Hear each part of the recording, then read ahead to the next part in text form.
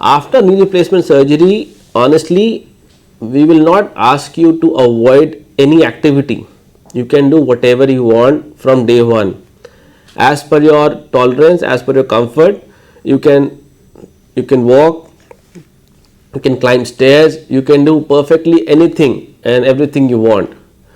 If we talk about restrictions, some patients after knee replacement may not be able to sit on the floor or sit cross-legged because of the preoperative restriction of movement. जिन patients का पहले से ही नी की movement कम होगी, उनका नीचे बैठना या क्रॉस लेग बैठना मुश्किल हो सकता है.